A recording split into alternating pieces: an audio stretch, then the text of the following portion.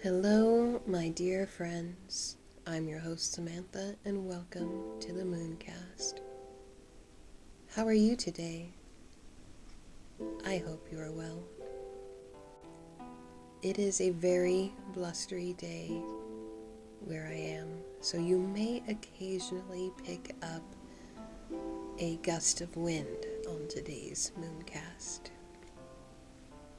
I am very excited as on Friday, my lover and I are traveling some hours away to see the Norwegian folk band Vardruna in concert.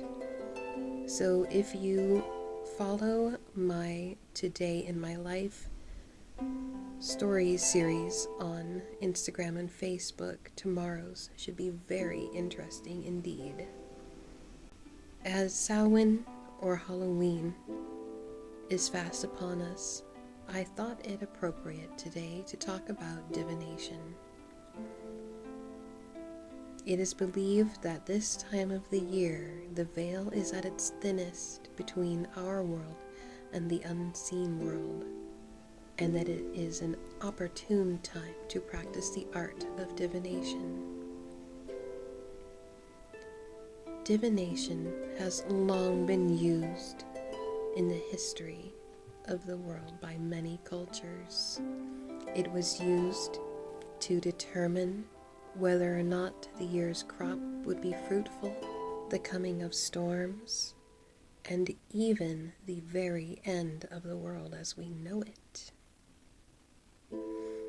And even though, according to many Christians today, divination is a sin,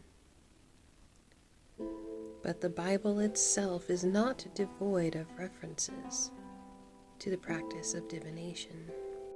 Divination can be a wonderful tool to have at your disposal. I feel, though, there are a few misconceptions about divination, though. By definition, divination is the practice of seeking knowledge about the future by supernatural means. But I feel it is more than this. Let me explain why. If you are familiar with the tarot, you will see that in the major arcana is what is essentially a hero's journey. It begins with the Fool card as the Fool sets out on his journey. And on this journey, he encounters many different situations, most of which are ones that we encounter ourselves. He goes through confusion, through heartbreak, through enlightenment, all the way to the very end, where the cycle begins again. Divination, to me, is a way of discovering where on that cycle you are currently residing. I feel that is why many different divination layouts also address the past as well as the future, because if you don't know where you've been, you will have a hard time knowing where you are going. In specifically speaking on the tarot, the major arcana outlines the, major situations one might encounter, where the minor arcana is where you fine-tune or gain a deeper understanding of that situation. The tarot itself is a very unique form of divination, and it is very complex.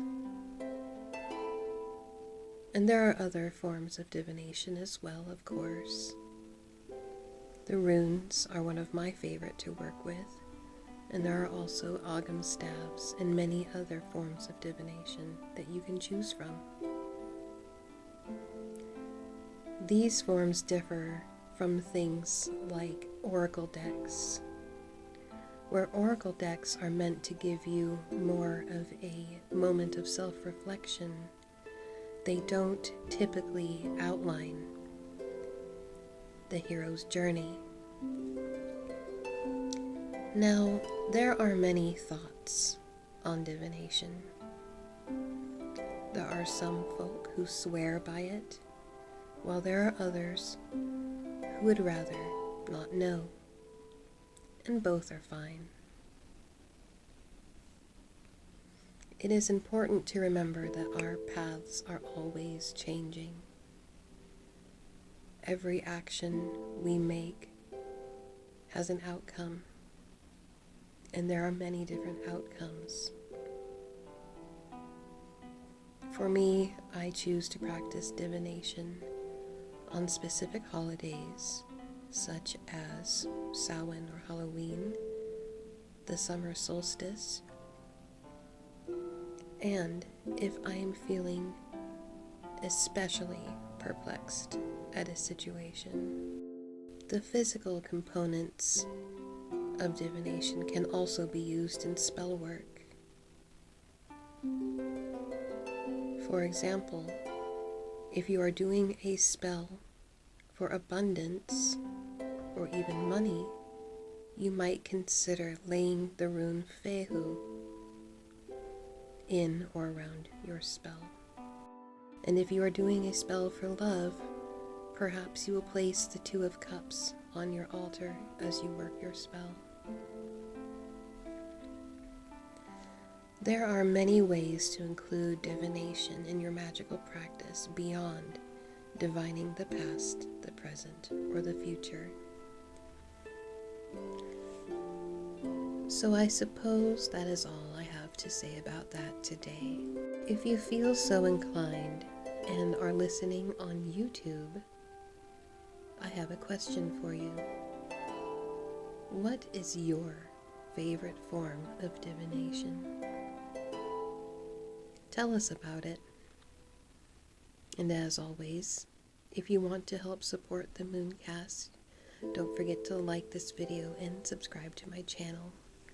And of course, I always appreciate it when someone shares my Mooncast with their friends and family.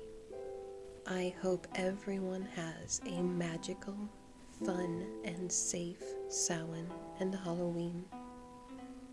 And until we meet again,